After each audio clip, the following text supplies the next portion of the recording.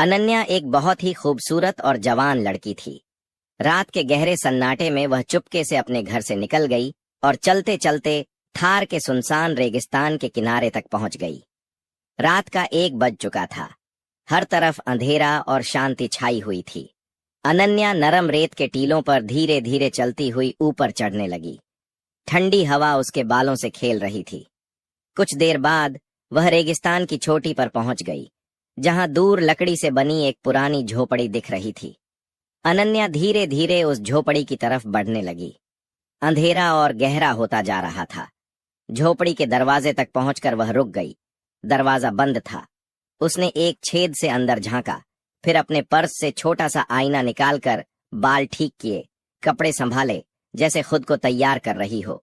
जब वह पूरी तरह से ठीक हो गई तो धीरे से दरवाजा खटखटाया। वह लगातार दरवाजा खटखटाती जा रही थी और साथ साथ आईने में अपना चेहरा देखकर खुद को संवारती रही। अचानक दरवाजा कर्र कर्र की आवाज के साथ खुला और अंदर से लगभग 80 साल का एक कमजोर बूढ़ा साधु बाहर निकला। जैसे ही उसकी नजर अनन्या पर पड़ी, वह कुछ पल उसे देखता ही रह गया, जैसे किसी सपने में खो गया हो। अनन्या ने हल्की सी मुस्कान के साथ उसकी तरफ कदम बढ़ाए, उसकी आंखों में झांका और नरमी से बोली, मैं अपने परिवार के साथ यहाँ घूमने आई थी, पर वो मुझे यहीं भूल गए। क्या आज की रात आप मुझे अपनी झोपड़ी में पनाह दे सकते हो? बूढ़ा साधु एक पल के लिए चुप रहा, फिर उसके चेहरे पर धीमी सी मुस्कान आ गई। उसकी आंखों में अजीब सी चमक थी। वह अनन्या के चारों तरफ घूमने लगा, उसे ऊपर से नीचे तक देखते हुए।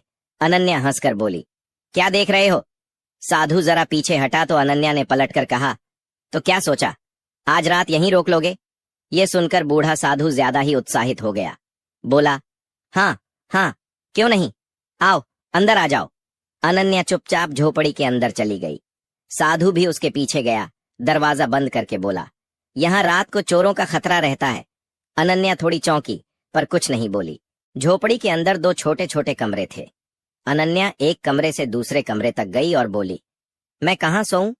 बूढ़ा साधु हंसकर बोला, जहां मन चाहे वहीं सो जाओ बेटी, या फिर जहां तुम जी चाहो। अनन्या ने नरमी से कहा, तो फिर आप एक कमरे में सो जाइए, मैं दूसरे में सो जाती हूं। साधु कुछ देर तक उसकी आंखों में घूरता रहा, फिर बोला, ठीक है, जैसी तुम्हारी इच्छा। साधु अपने कमरे में जाकर लेट गया, पर उसके मन में सिर्फ अनन्या ही घूम रही थी। अनन्या भी अपने बिस्तर पर करवटें बदलती रही। अचानक बाहर कुत्तों के जोर से भौंकने की आवाज आई। अनन्या घबरा गई। वह तुरंत उठकर साधु के कमरे में भागी। आप उठिए, मुझे बहुत डर लग रहा है, वह कांपती हुई आवाज में बोली। बूढ़ा साधु हड़बड़ाकर उठ बैठा। क्या हुआ बेटी? अनन्या रूंध कर बोली, मैं अकेली नहीं सो सकती, मैं आपके साथ रहना चाहती हूँ। साधु के चेहरे पर एक अजीब सी खुशी चमक उठी। उसने अनन्या की आंखों में देखकर धीरे से मुस्कुराते हुए कहा, पर यहाँ तो एक ही बिस्तर है, तुम कहाँ सोओगी? अनन्या ने जवाब नहीं दिया, बस उसका हाथ पकड़कर हल्की सी लंबी सांस लेकर बोली, चलिए बाहर चलते हैं, मेरा दम घुट रहा है। साधु तुरंत खड़ा हो गया। हाँ चलो, मैं तुम्हें बाहर ले चलता हूँ। अनन्या ने उसका हाथ और मजबूती से थामा। दोनों झोपड़ी से बाहर निकल आए। रात और भी गहरी हो चुकी थी। रेत पर हवा की सरसराहट गूंज रही थी। चांद हल्का सा निकला हुआ था, जो रेत को चांदी जैसा दिखा रहा था। दोनों हाथों में हाथ डाले चल रहे थे और धीरे धीरे एक ऊंची रेतीली चट्टान तक पहुंच गए, जहां नीचे बहुत गहरी खाई थी। अनन्या किनारे पर रुककर मुस्कुराई और बोली, देखिए, मैं अच्छी लग रही हूं ना? बताइए, कैसी लग रही हूं? बूढ़ा साधु उसकी खूबसूरती में खो गया। धी बोला, बहुत सुंदर, बहुत ही हसीन। उत्साह में वह आगे बढ़ा, अनन्या को बाहों में उठाया और बोला, आओ वापस चलें, तुम बिल्कुल परी जैसी लग रही हो। अनन्या चुपचाप मुस्कुराती रही, लेकिन जैसे जैसे वे झोपड़ी के पास पहुंच रहे थे, साधु अचानक रुक गया। उसने अनन्या को नीचे रखा, फिर शक भरी नजर से उसे देखकर बोला, एक बात बताओ, तुम हो कौन? इतनी रात को अचानक यहाँ कैसे आ गई? अनन्या ने बिल्कुल शांत आवाज में जवाब दिया, मैंने बताया तो था, मेरे परिवार वाले मुझे यहीं भूल गए थे, आप बार बार शक क्यों कर रहे हो? साधु कुछ पल उसे घूरता रहा, फिर बोला, अच्छा ठीक है, चलो अंदर। रात बहुत हो गई है। अनन्या हल्का सा मुस्कुराई। इतनी जल्दी? पहले थोड़ा रेगिस्तान में घूम लेते हैं। साधु हंस पड़ा। चलो, जैसा तुम चाहो। दोनों फिर हाथों में हाथ डाले रेगिस्तान की ढलानों से नीचे उतरने लगे। रात का आखिरी पहर था। आसमान बिल्कुल सियाह अंधेरे में डूब गया था। चलते चलते बूढ़ा साधु की नजर अचानक एक गहरी काली गुफा पर पड़ी। उस गुफा को देखकर उसकी आंखों में अजीब सी चमक आ गई। वह उत्साहित आवाज में बोला, आओ अनन्या, इस गुफा के अंदर चलते हैं। बहुत शांत जगह है। अनन्या थोड़ी हिचकिचाई। नहीं, वहां तो बहुत अंधेरा होगा। साधु मुस्कुराया। अरे डरो मत, मैं तुम्हारे साथ हूं। दोनों गुफा के बिल्कुल किनारे तक पहुंच गए। साधु ने हल्का सा इशारा किया, तुम आगे चलो, मैं पीछे आ रहा हूं। अनन्या ने एक बार इधर उधर देखा, फिर धीरे से गुफा में प्रवेश कर गई। साधु भी उसके पीछे चला गया। गुफा लंबी, तंग और ठंडी थी। दीवारों से नमी की बू आ रही थी। अनन्या संभल संभल कर आगे बढ़ रही थी और साधु बिल्कुल उसके पीछे चल रहा था। कुछ दूर जाने के बाद साधु एक जगह रुक गया, जहां एक बड़ा सा पत्थर पड़ा था। उसने नरमी से कहा, लगता है तुम थक गई हो, इस पत्थर पर बैठकर थोड़ा आराम कर लो। अनन्या मुस्कुराई। हाँ, सच में थक गई हूं। वह पत्थर पर बैठ गई, फिर धीरे से लेट गई। गुफा में बहुत सन्नाटा था, सिर्फ हवा की हल्की सरसराहट। साधु धीरे धीरे उसके और करीब आने लगा। अनन्या ने उसके चेहरे पर बदलती नीयत को देख लिया और अचानक उठकर बोली, नहीं, मुझे ये जगह अच्छी नहीं लग रही। चलिए, वापस चलते हैं। साधु ने हल्का सा मुस्कुराते हुए बोला, अच्छा, अगर तुम चाहो तो चलते हैं। दोनों गुफा से बाहर निकल आए। गुफा से बाहर आने के बाद दोनों धीरे धीरे झोपड़ी की तरफ बढ़ने लगे। रात का अंधेरा और ठंडी हवा और ज्यादा गहरी होती जा रही थी। झोपड़ी के पास पहुंचकर अनन्या रुक गई। उसने अपने कपड़ों को झाड़ने लगती हुई कहा, अरे, लगता है मेरे कपड़ों में कुछ चला गया है। बूढ़ा साधु पास आकर पूछा, क्या हुआ, दिखाओ मुझे। वह अनन्या के कपड़े झाड़ने लगा। अनन्या हल्की सी मुस्कान के साथ बोली, आप यहीं रुक जाइए, मैं अंदर जाकर ठीक कर लेती हूँ। साधु उसे घूरता रह गया, जबकि अनन्या धीरे से झोपड़ी के अंदर चली गई और दरवाजा अंदर से बंद कर दिया। अनन्या अंदर आते ही चारों तरफ देखने लगी, जैसे कुछ ढूंढ रही हो। कुछ पल बाद वह हल्की मुस्कान के साथ बाहर आई और साधु के सामने खड़ी हो गई। साधु ने पूछा, हाँ बेटी, क्या निकला कपड़ों में? अनन्या मुस्कुराई, कुछ नहीं, कपड़े ही तंग कर रहे थे। अगर आपके पास किसी लड़की का कोई पुराना सूट हो तो दे दीजिए, मैं पहन लूं। ये सुनकर बूढ़ा साधु चौंक गया। उसकी आंखों में एक पल के लिए घबराहट चमकी। लड़की का सूट मेरे पास कहां से आएगा? तुम हो कौन बेटी? अनन्या बिल्कुल शांत ढंग से बोली, अरे, मैंने तो बस यूं ही पूछा, शायद कोई पुराना कपड़ा पड़ा हो। साधु कुछ देर सोचता रहा, फिर झोपड़ी के कोने में रखी पुरानी अलमारी की तरफ गया। उसने अलमारी खोली और उसमें से लाल रंग का एक पुराना सूट निकालकर अनन्या को दे दिया। ये लो, लोग कभी कभी पुरानी चीजें दे जाते हैं, शायद किसी ने ये भी यहीं छोड़ दिया हो। अनन्या ने सूट को हाथ लगाया और उसकी धड़कन एक पल के लिए तेज हो गई, मगर उसने अपनी मुस्कान नहीं छोड़ी। अच्छा, मैं इसे पहनकर आती हूँ, वह बोली। वह दूसरे कमरे में चली गई। साधु वहीं बैठकर अपने आप से बड़बड़ाने लगा, लड़की तो बहुत ही सुंदर है, पता नहीं कहां से आ टपकी। कुछ देर बाद अनन्या लाल सूट पहनकर बाहर आई। खिड़की से गिरती चांदनी उस पर पड़ रही थी और वह सचमुच एक चमकती परी जैसी लग रही थी। साधु उसे देखकर मुंह खुला का खुला रह गया। अरे वाह, इस लाल कपड़े में तो तुम बिल्कुल चांद की तरह लग रही हो। अनन्या ने हल्का सा हंसकर कहा, और आप भी बहुत अच्छे लग रहे हो। साधु का चेहरा खुशी से चमक उठा।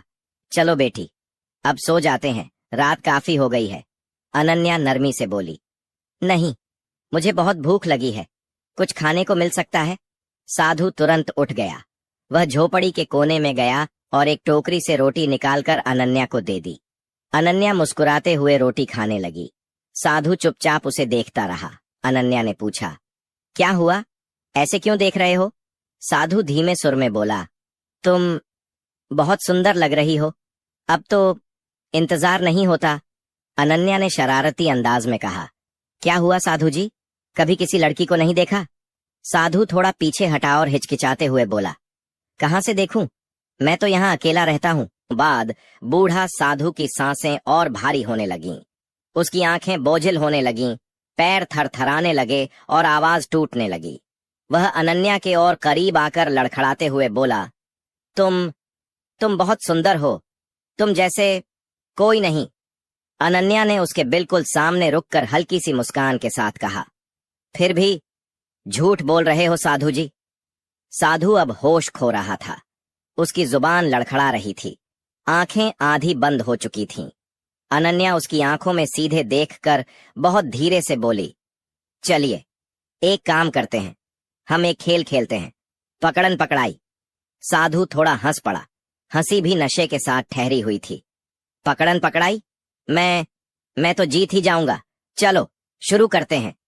अनन्या ने तुरंत दौड़ लगा दी और रेत हवा में उड़ी। साधु दीवाने की तरह लड़खड़ाते हुए उसके पीछे भागने लगा। अनन्या टीलों और पत्थरों को पार करती तेज रफ्तार से भागती रही। साधु अपनी सांसें खींचता हुआ उसे पकड़ने की कोशिश करता रहा। रात का आखिरी पहर था। रेगिस्तान बिल्कुल सन्नाटे में डूबा हुआ। चांदनी रेत पर चांदी जैसा चमक रही थी। अनन्या धीरे धीरे थकने लगी। साधु ने महसूस किया कि उसकी रफ्तार कम हो रही है, तो उसने अपनी चाल तेज कर दी। कुछ ही पलों में वह अनन्या के पास पहुंच गया और चीखकर बोला, पकड़ लिया, मैं जीत गया। उसने अनन्या को जोर से बाहों में उठा लिया और हंसी रोक न पाया। अब मेरी मर्जी चलेगी। वह उसे खींचते हुए झोपड़ी की तरफ चलने लगा। रात और भी ठंडी हो गई थी और रेगिस्तान में एक अजीब सी खामोशी फैल गई थी। साधु ने अनन्या को जोर से अंदर धक्का दिया और खुद भी अंदर जाकर दरवाजा बंद कर दिया। उसने पागलों की तरह हंसकर कहा, अब मैं जीत गया हूं, अब मेरी मर्जी चलेगी। अनन्या बिल्कुल शांत खड़ी थी। उसके चेहरे पर कोई डर नहीं, बस एक हल्की मुस्कान थी। वह नरमी से बोली, ठीक है, लेकिन पहले आप पास वाले कमरे में जाइए, मैं कपड़े बदल लेती हूं, फिर जो आप कहेंगे वो होगा। साधु हंस पड़ा, अच्छा, ये बात भी मान लेता हूं। वह अगले कमरे में चला गया। जैसे ही उसने अंदर कदम रखा, अनन्या ने तुरंत अपना पर्स खोला और एक छोटा सा डिवाइस दीवार के पास रख दिया। कुछ पल बाद साधु ने आवाज लगाई, हो गया, आ जाओ। अनन्या ने शांत आवाज में कहा, हाँ, आ रही हूं। साधु भागते हुए कमरे में आया और हैरान होकर बोला, अरे, तुमने तो वही कपड़े पहने हैं। अनन्या मुस्कुराई, हाँ, मेरे पास और कहां से आते, यही ठीक है। साधु ढलती हंसी के साथ बोला, जैसी तुम्हारी मर्जी। फिर उसने अचानक अनन्या का हाथ पकड़ लिया। अनन्या ने उसकी हथेली में वही छोटी शीशी रख दी और नरमी से बोली, ये पी लीजिए साधु जी, इससे पूरा सुकून मिलेगा। साधु अब पूरी तरह हवसाए खो चुका था। बिना कुछ सोचे उसने शीशी का बचा हुआ हिस्सा भी पी लिया। इस बार उसकी आंखें बिल्कुल धीमी होने लगीं। पैर जवाब नहीं दे रहे थे। जमीन हिलती हुई महसूस हो रही थी। वह गिरता हुआ बोला, तुम आफत हो, सबसे अलग। इस बार अनन्या पीछे नहीं हटी। वह सीधे साधु के बिल्कुल सामने आई। उसकी आंखों में एक ठंडी मजबूत चमक थी। उसने दीवार के पास रखा हुआ छुपा हुआ कैमरा उठाया, जो पूरी रात रिकॉर्ड करता रहा था। साधु के सामने कैमरा हिलाकर वह जोर से बोली, बस यही चाहिए था मुझे। साधु होशो हवास खो चुका था। उसका चेहरा पीला पड़ गया। अनन्या ने एक जोरदार थप्पड़ उसके चेहरे पर मारा और तेज आवाज में बोली, मैं पुलिस ऑफिसर अनन्या शर्मा हूं। ये पूरा ऑपरेशन मेरे निगरानी में हो रहा था। साधु झटके से पीछे गिर पड़ा। अनन्या चीख कर बोली, हमें बहुत शिकायतें मिल रही थीं कि तुम मासूम लड़कियों को यहाँ लाकर उनके साथ गंदा खेल खेलते हो। इसलिए मुझे ये सारा प्लान बनाना पड़ा ताकि तुम अपने गुनाह खुद ही स्वीकार करो। साधु बेहोशी में सिर्फ हाँफ रहा था। उसी वक्त झोपड़ी का दरवाजा जोर से टूटा। काले कपड़ों में कमांडो अंदर घुस आए। उन्होंने साधु को जमीन पर घसीट कर पकड़ लिया। अनन्या ने हाथ से इशारा किया, इसको ले जाइए, अब इसकी जगह जेल में है। कमांडोज उसे बाहर खींचकर गाड़ी में डाल ले गए। कुछ दिनों बाद साधु को अदालत में पेश किया गया। अनन्या का वीडियो एविडेंस, कैमरा की रिकॉर्डिंग्स, ऑडियो सबूत सब उसके सामने बजाए गए। उसके झूठ एक पल भी नहीं टिक पाए। वह शातिर गुनाहगार साबित हुआ। अदालत ने उसे सख्त सजा सुनाई। इस तरह बूढ़ा साधु के भेष में छुपा एक दरिंदा अपने अंजाम तक पहुंच गया और अनन्या ने यह साबित कर दिया, सच्चाई और हिम्मत की जीत हमेशा होती है। बुराई कितनी भी नकाब पहने, एक दिन उसका चेहरा जरूर। अनन्या एक